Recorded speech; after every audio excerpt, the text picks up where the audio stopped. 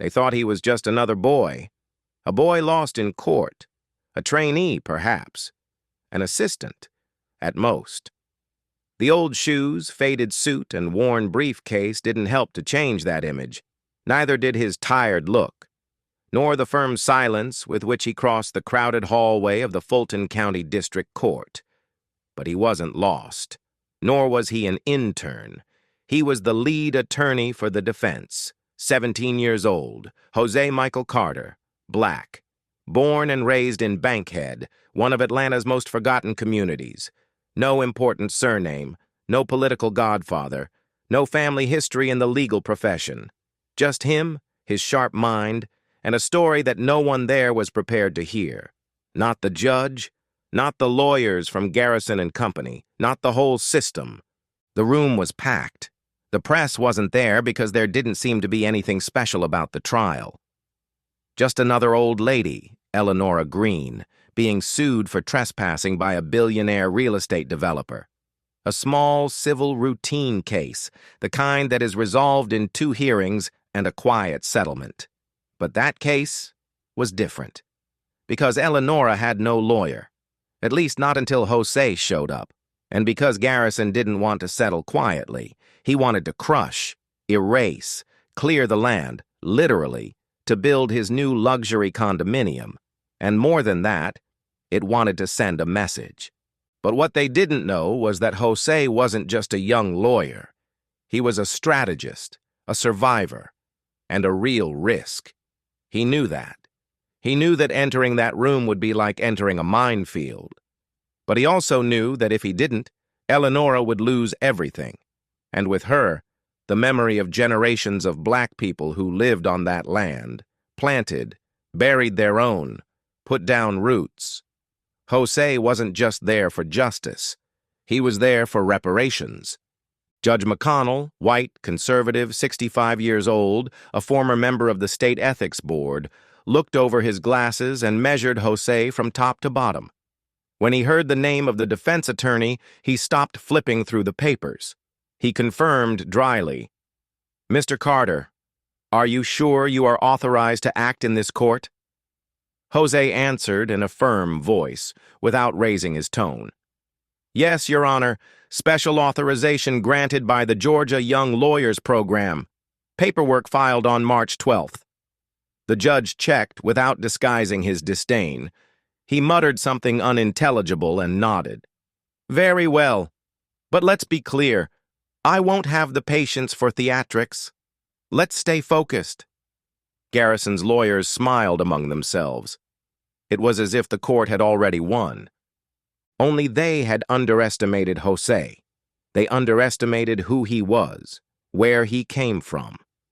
José was born on a rainy Tuesday in December in a public maternity hospital without electricity, where his mother, Clarice, almost died in childbirth. He grew up in a 2-room shack with no father, no toys, no space. But she had books. Clarice cleaned the houses of wealthy families and brought home the books she found in the trash. And José read. He read like someone who breathes, like someone who survives. At the age of 8, he was already reciting the American Constitution. At 10, he was dissecting historical trials like Brown versus Board of Education. At 12, he was accepted into a special program for gifted youngsters. At 15, he started law school at Howard University on absolute merit. But the world doesn't accept a brilliant black man without resistance. They tried to boycott him. They tried to intimidate him. They accused him of theft. They accused him of plagiarism. But he never fell. He never broke, because he knew that everything he carried was true.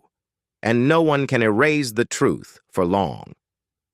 When he met Eleanora Green, she had already lost everything but hope. She was about to be evicted from the house where she had lived for 42 years, a piece of land inherited from her parents, black freedmen from Alabama who fled the racist persecutions of the 1920s. She sought help from more than 10 offices. All of them refused. They said it was a lost cause. But José accepted, because something about the case didn't make sense.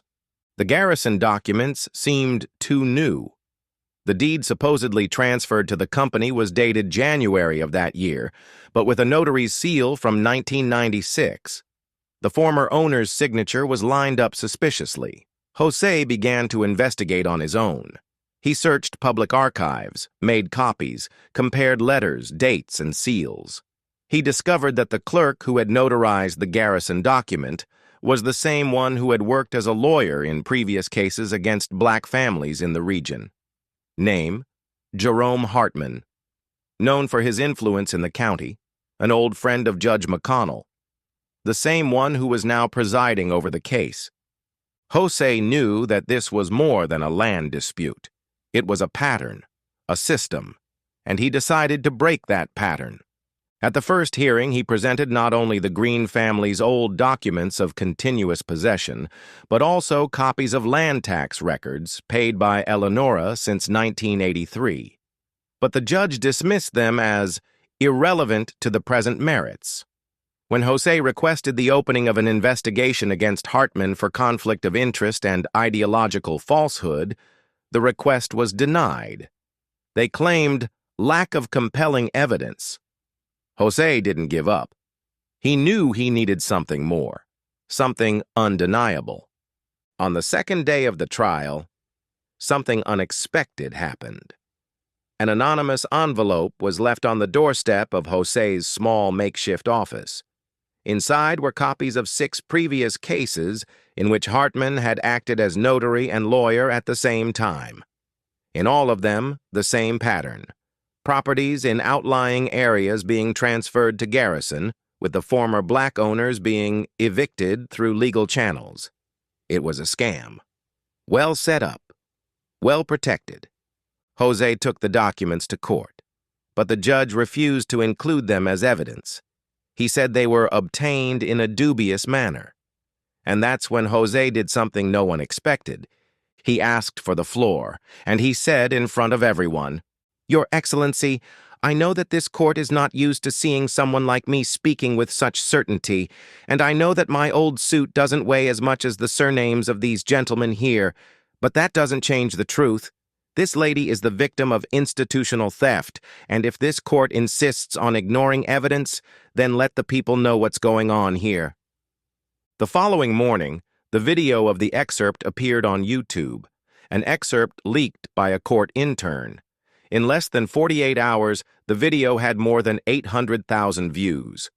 Hashtags began to rise. #, Justice for Eleonora. #, Who is José Carter? #, Stop Garrison.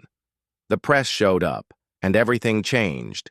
The court that had previously ignored José was now watched by cameras, reporters, and microphones. What was supposed to be a minor civil suit had become a spark in the powder keg of the American South. José Michael Carter's name crossed timelines, headlines, and podcasts, but fame for him was not a celebration. It was a wake-up call. Because when you disturb structures that have always dominated in silence, they don't shout. They act in the shadows. 2 days after the video went viral, Judge McConnell postponed the hearing for institutional security reasons. The decision was read out in a cold tone, and their eyes, now restless, no longer stared directly at José.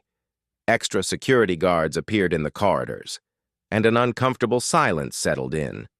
José knew what this meant: pressure, or worse, retaliation. That same afternoon, his small office was raided. Files were rifled through, documents disappeared, but nothing of value was taken, just the evidence. He called the police. The report mysteriously disappeared from the local police station. It was as if everything was being erased, little by little. But he didn't back down. He copied everything he had, scanned it, sent it to contacts outside the state, including a Howard professor who had believed in him from the start. The next day, José went to Eleonora's house to reassure her, but no one answered. The windows were closed, the door locked. No neighbor had seen her since the weekend. He tried calling. He called. Nothing. Eleonora Green had disappeared. The disappearance lasted 48 hours, long, anguishing. Jose hardly slept. He searched on his own. He called hospitals, shelters, old friends. Until, on the second day, an anonymous call came from a blocked number. A woman's voice, hoarse, frightened, said only, "She's safe, but they want to silence everything. Go back, or the next disappearance will be yours." The call dropped. He recorded it. He took it to the prosecutor's office. Nobody did anything. At the next hearing, scheduled under popular pressure and protests outside the court, Eleonora appeared, visibly shaken, surrounded by two men who claimed to be from a local protection program. Jose didn't believe it, but he didn't expose it. He knew that any hasty move could put her life at risk. It was in this tense atmosphere that the hearing resumed. Garrison's defense, now led by a new lawyer, replacing Hartman, who was removed after the accusations, presented new documents, supposedly discovered after an internal audit. Documents that contradicted everything Jose had shown so far. Donation records, supposed terms of assignment signed by Eleonora in the 2000s, all very clean, very convenient, very false. The judge seemed satisfied. He said that the new documents cast legitimate doubt on ownership. Jose, for the first time, felt the real weight of the machine working against him, live. But then something absolutely unexpected happened. In the middle of the hearing, an elderly woman rose from the back of the room and asked to speak. Her name was Hazel Middleton, 83. Nobody knew her.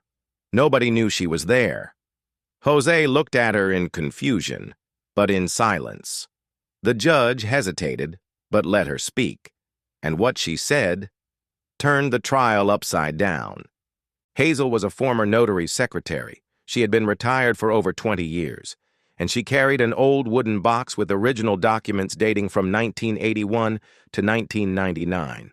Land tax payment records in the name of the Green family with original stamps, invoices, and above all, the original deed for the land, signed by Eleonora's father in 1978, with a lifetime clause of ownership. Hazel said she had kept those documents for safekeeping after she began to notice strange movements in the notary's office where she worked. She said that Jerome Hartman had appeared there numerous times with undocumented requests, and that she was threatened when she tried to report it. That's why she left.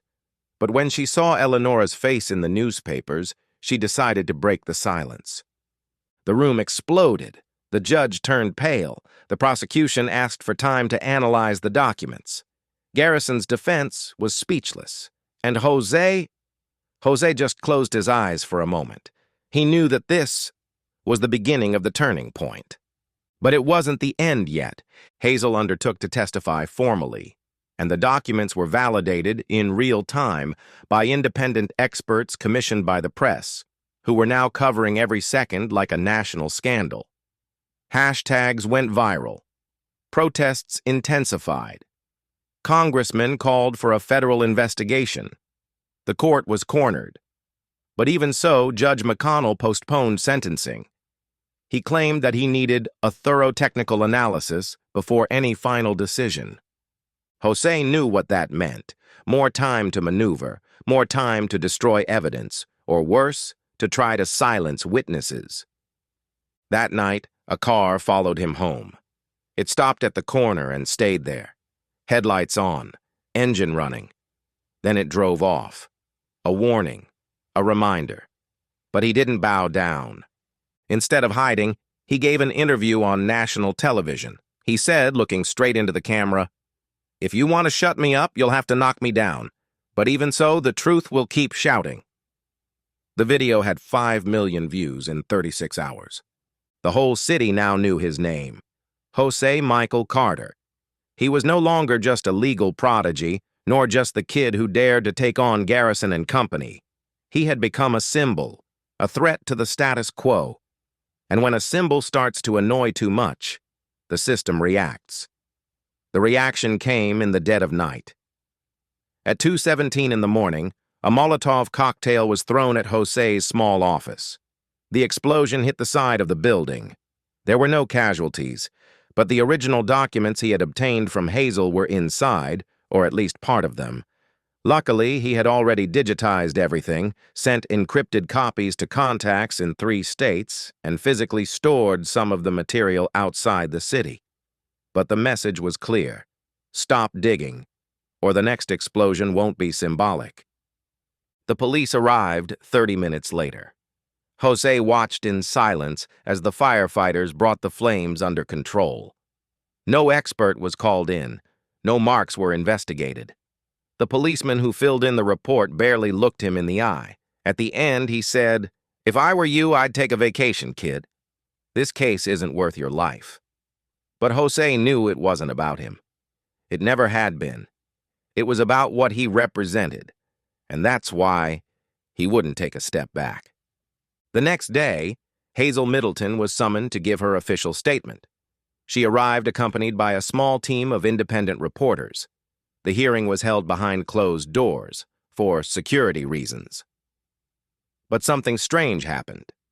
During her testimony, Hazel felt ill. She collapsed in the middle of her speech. Cold sweat, dizziness, collapse. She was rushed to hospital. Diagnosis: possible poisoning by an as-yet unidentified toxic substance. The medical team recommended immediate protection. The state prosecutor's office, however, decided not to comment on the case. The substitute judge, called in a hurry while McConnell was temporarily absent for health reasons, declared a new adjournment. José knew that the siege was closing in. Hazel had been silenced. The judge had disappeared. The case was taking on greater proportions than he had anticipated. But what came next was even more frightening. A court notice addressed to José himself, informing him that he would be investigated for improper conduct in the handling of the Green case. They alleged breach of protocol, leaking information, and even public incitement to disorder. In short, they wanted to silence him, take him off the case, to delegitimize everything he had built. But he was no longer alone. On social media, support was exploding. Groups of progressive lawyers, black movements, and civil rights organizations rallied to his defense. The Carter Defense Fund raised more than $300,000 in 5 days. Articles began to appear, complaints, and a parallel investigation by an award-winning Washington journalist revealed a crucial detail. Judge McConnell was involved in a real estate investment fund linked directly to Garrison and Company. Coincidence? Number it was corruption. José presented the dossier to the federal prosecutor's office. The judge was notified, and then he disappeared from the city. Nobody knew where he was. The press speculated. The state court's credibility collapsed, and the Georgia Supreme Court ruled the Green versus Garrison trial would be transferred to federal jurisdiction. It was the biggest victory yet. But the war was far from over. At the first federal hearing, José, now accompanied by a team of lawyers who had volunteered to support him, asked for official recognition of the attempt at institutional manipulation and the nullity of the documents presented by Garrison. The new judge, a black woman, the daughter of South Carolina farmers, listened carefully. And at the end, she said, "This case goes beyond the limits of a civil case. We are facing a pattern of systemic erasure." And he opened up the possibility of a complete federalization of the investigation. Garrison responded with what it does best: money and silence. One of its directors turned up dead in a motel on the outskirts of Savannah 2 days after promising to cooperate with the case. Forensics said it was an overdose, but behind the scenes, everyone knew. He knew too much. José knew. And once again, he reinforced his security. He no longer walked alone. He didn't eat food delivered without a source. He didn't sleep without duplicate backups. Because now, he was public enemy number 1 for those who had built the system on the silence of families like Eleonora's. And yet, even with all this, threats, outbursts, attempts to delegitimize him, José didn't back down. Each new hearing was a step closer to the truth. Each new leak revealed more connections between registry offices, judges, and businessmen. And the deeper he dug, the more the roots of the scheme showed their rottenness. Eleonora, in silence, accompanied him. Always firm, even in frail health, she was always there. And one of her phrases remained in every testimony. My family's land is not going to become a millionaire swimming pool, not even if I have to die here in this courtroom. And that resonated.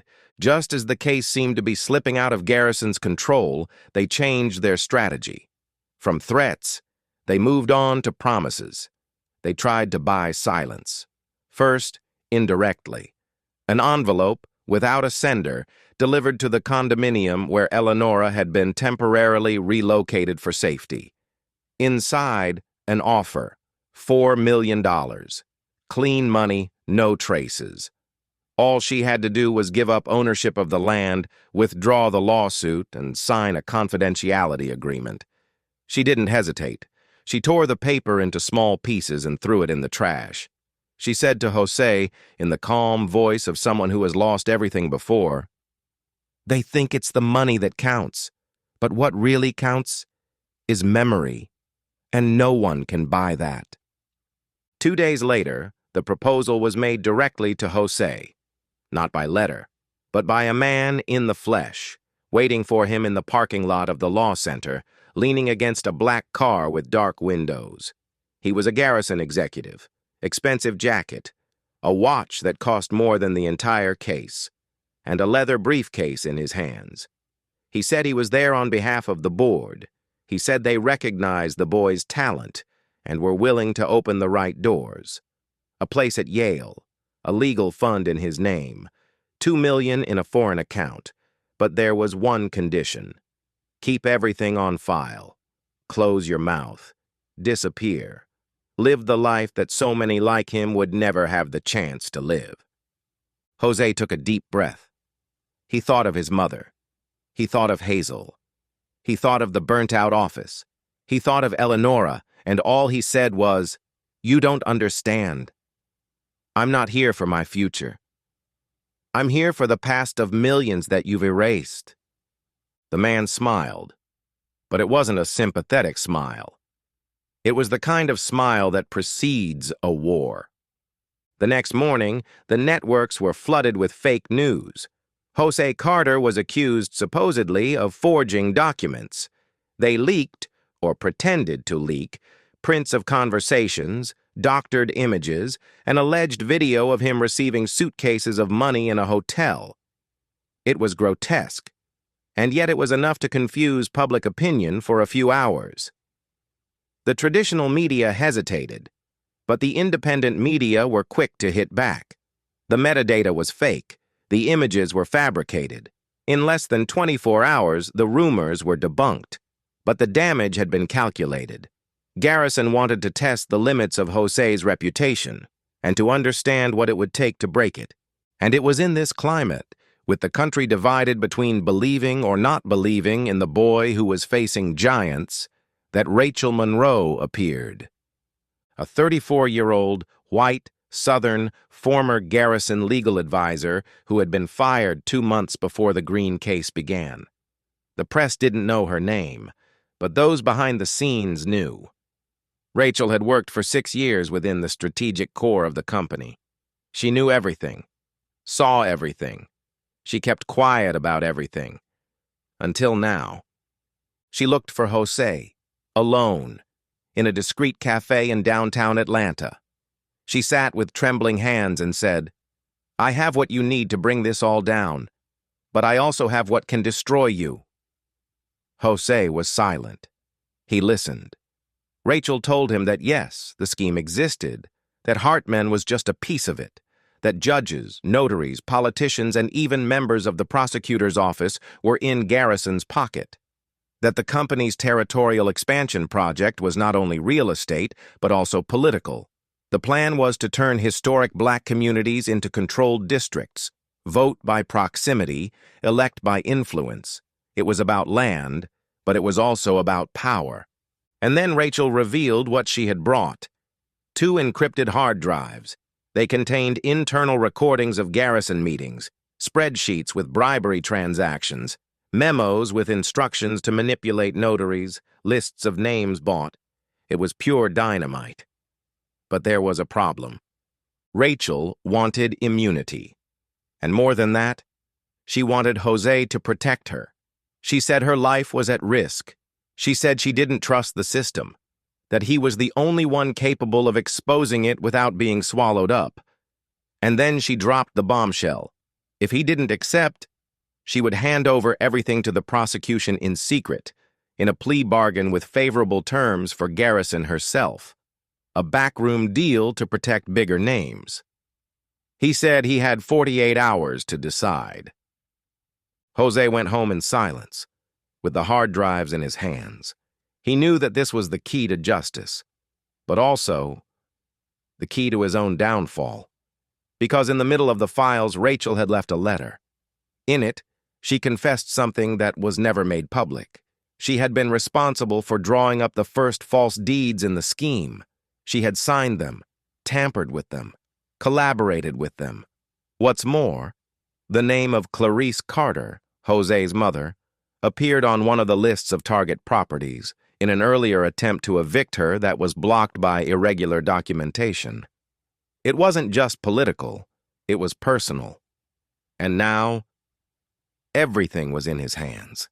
The box with the 2 hard drives remained on the table for 7 whole hours, untouched, silent, as if it weighed a ton. José paced back and forth in the small apartment that now served as his bunker and office. At every turn, he looked at the envelope containing Rachel's letter. The words echoed like a sentence. I was part of this, but I want to stop. Protect me, or lose me. He knew that by accepting her collaboration, his integrity would be questioned. He knew that many would not understand. He knew they were dealing with an enemy who moved pieces in the shadows and eliminated obstacles with clinical efficiency. But he also knew that this was the only chance to put a definitive end to the corrupt structure that had been devouring black families like his for decades. And then, before he could make any decisions, the phone rang. It was an unknown number. The voice on the other end, calm, masculine, said only, "Mrs. Clarice isn't at home, is she?" Silence. "She left for the fair, right? But she hasn't come back." Silence. "You have 12 hours, or the hard drives will turn gray. And so does she." The connection dropped. The world stopped. José felt his blood run cold. He tried to call back. Nothing. He ran to his mother's apartment. Everything was tidy, except for a fallen chair in the living room and a plate still hot on the table. Her cell phone on the bed. The television on at a low volume. The door hadn't been broken down. There were no signs of a struggle. It looked like a voluntary exit. But he knew his mother. And that was definitely not normal. In a controlled panic, he called in his lawyers. He organized a task force. He contacted journalists he trusted. But he didn't go to the police. Not after what he had seen over the previous weeks. He knew that any information shared there could be used against him. He knew that now he was no longer a lawyer facing a difficult case. He was a target. A target. And that his mother was the emotional lever the enemy needed to break him. And that's when he made the hardest choice of his life. He called Rachel. He said he'd accept, that she would be protected, that he wouldn't hand over the hard drives to the prosecution until he had her by his side, under oath, with everything publicly exposed. She hesitated. She cried. But she accepted. They met at dawn, in a shed monitored by José's allies. Rachel was unrecognizable. Her hair cut short, her clothes baggy, her face marked by tension. She handed over the passwords to the hard drives, confirmed the contents, and asked for just one thing: time. "If they find out I collaborated, I'll die, and you lose everything. Let me finish this alive." The next morning, José received an anonymous message. "Good choice. She lives, for now." Attached was a video of Clarice, sitting on a chair in a dark room, reading a blank sheet of paper. She looked calm, but her eyes said it all. She wasn't safe. She was being used as currency. The garrison now knew that José wouldn't sell his soul, but he might sell his peace. They wanted to test this to the limit, and the limit was near. With the hard drives decrypted, José and his team entered hell. There was enough evidence to bring down not just the company, but an entire cycle of political power. Donation contracts for electoral campaigns, exchanges of favors, manipulation of territorial records, bribery of judges, direct threats to families, orders to burn physical files, and more. A dossier of corrective actions with names of activists, journalists, and judges considered obstacles. And among those names was José's, with photo, address, detailed routine. Clarice was there too. Hazel, Eleonora, Rachel. It was a war script, a systematic erasure operation, signed by garrison executives, with dates and targets, and everything was now in José's hands. But he couldn't act alone. He had to make sure that his mother was safe when he divulged it. So he did the unthinkable. He arranged a press conference, a national one, with a live broadcast, at the headquarters of a university, in the presence of international organizations, jurists, independent press, and even UN observers. And before it began, he issued a statement. If anything happens to me or my mother before the broadcast, the files will automatically be handed over to 30 press outlets, the Department of Justice, and 2 federal senators. It was the final shield, the containment net. At the press conference, with a firm voice and an exhausted face, José spoke for 57 minutes. He presented evidence. He showed the calls, the spreadsheets, the contracts. He showed excerpts from the audio recordings. He read out part of Garrison's expansion plan. And finally, he pointed at the camera and said, "This isn't about me. This is not about a property. This is about the right to exist, and about how the system has gotten used to killing us, on paper, in silence, in time." The country stopped. Literally, the networks collapsed. The Justice Department convened a task force. Congress asked for explanations. 3 senators publicly denied involvement with Garrison.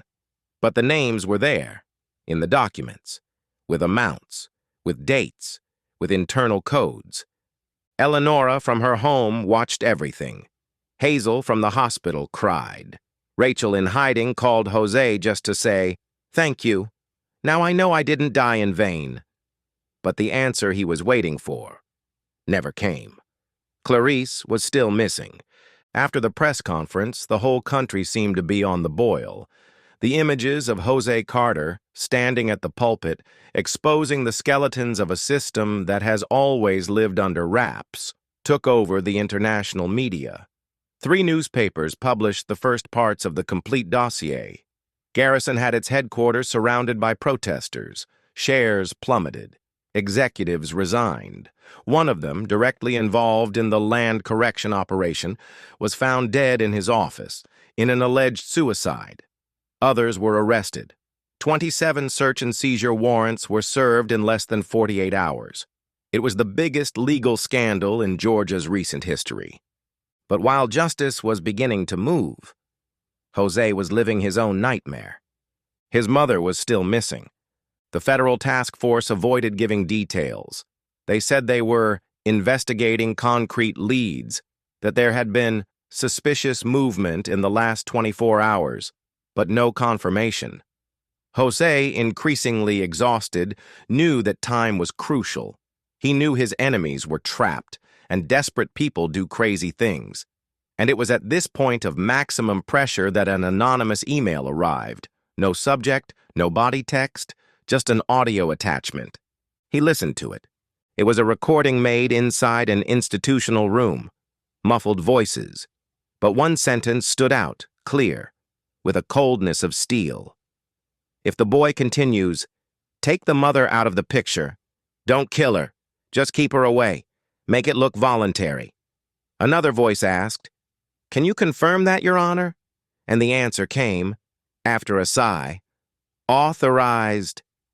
The voice was familiar, very familiar. Jose took the audio to an independent expert. The analysis confirmed it. The voice authorizing Clarice's kidnapping was that of a retired judge, William McConnell, the same judge from the beginning of the case, the man who had laughed at Jose, the man who disappeared when the investigation broke. Now he was the link between the judiciary and the corruption machine. With that, the case took a new turn. Now it was no longer just land fraud, it was a conspiracy against the civil liberty of an American citizen. And more than that, it was personal. The FBI officially stepped in. 20 agents were deployed, an intelligence center was activated, and on the afternoon of the second day of intensified searches, an abandoned van was found on a rural road in Fairburn, 30 minutes from Atlanta.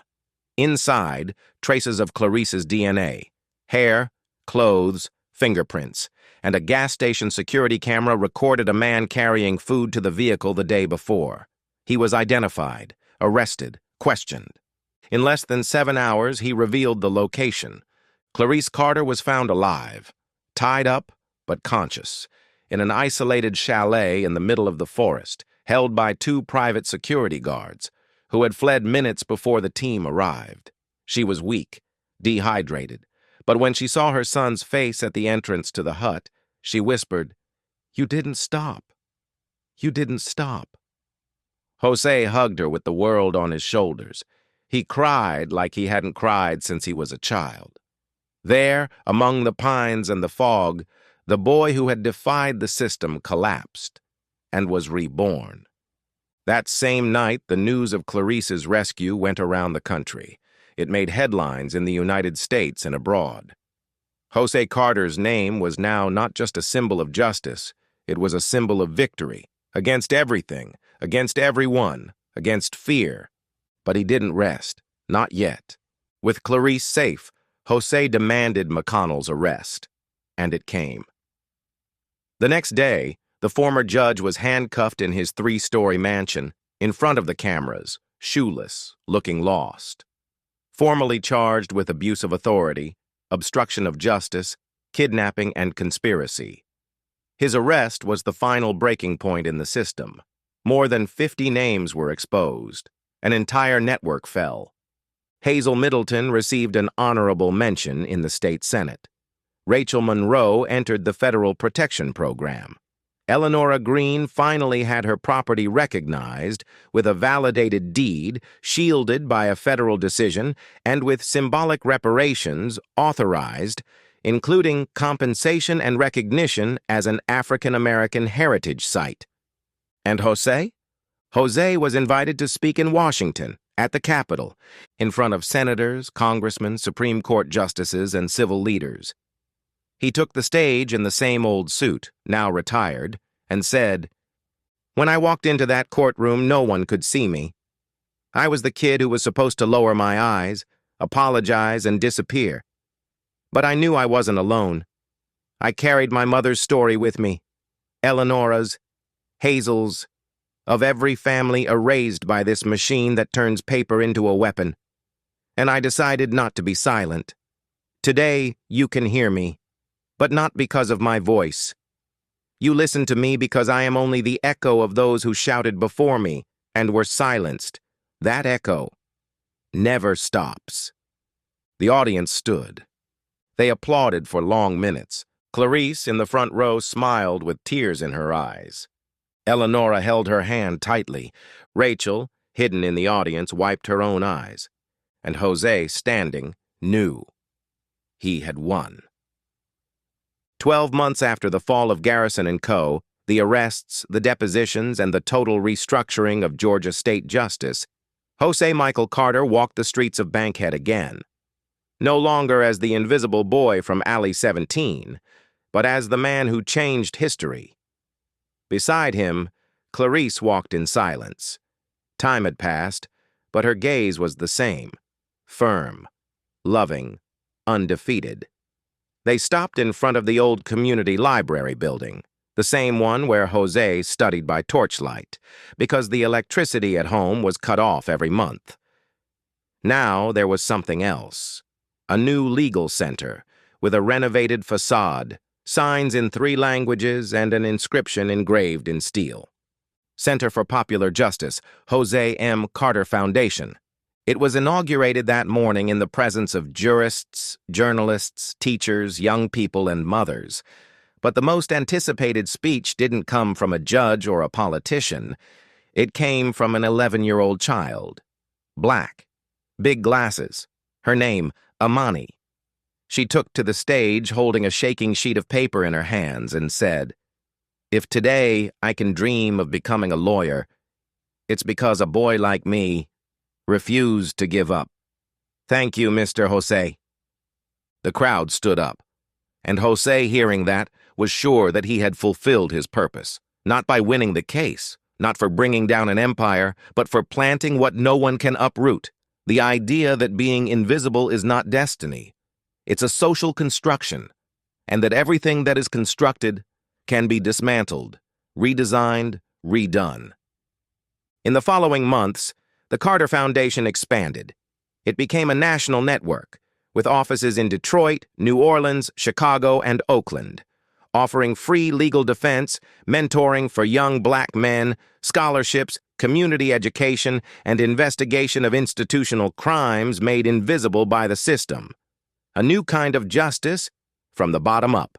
Black, popular, timeless. Hazel Middleton died 2 months after giving her last testimony. In her lifetime, she received the Georgia State Medal of Honor. José was by her side until the last moment, holding her hand and hearing once again the phrase she repeated as a mantra. The truth hurts, but when it comes out, it heals. Eleanora Green is still alive and kicking, cultivating her family's land. Every week, young people from the neighborhood stop by to listen to her stories, to learn about planting, resistance, and roots.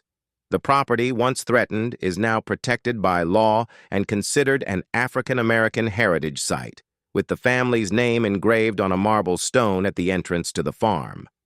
Rachel Monroe lives under a protected identity, but she follows from afar everything that has been built from her courage. She wasn't a hero, but she was human, and that, in the end, is what saves her. And what about José? He turned down million-dollar offers. He chose not to run for any public office. He said his place was in the trenches, but he didn't go unnoticed. He was appointed, unanimously, to the post of National Commissioner for Community Justice, a new body created after the Garrison crisis, with the aim of monitoring judicial abuses and promoting equal access to the law. At the age of 18, he became the youngest federal appointee in the contemporary history of the United States. At his inauguration, in front of representatives from all 50 states, Clarice presented him with a simple wooden medal with the word "Return" engraved on it by hand. When asked what it meant, he smiled. "It's to remember where I came from, and that every time I go up, it's to come back, to pull someone along, because climbing alone is no victory, it's an illusion." And so, on the last Sunday of that same year, José returned to the alley where he was born. No camera followed him. No reporter knew. It was just him, his mother, a bag of bread under his arm, and a different world from the one he found when he started. Because sometimes history doesn't change with big explosions. Sometimes it changes when someone refuses to shut up, and when that someone is young, black, invisible, and stubborn enough to believe that they can. Then the whole world listens. José Carter first heard the silence.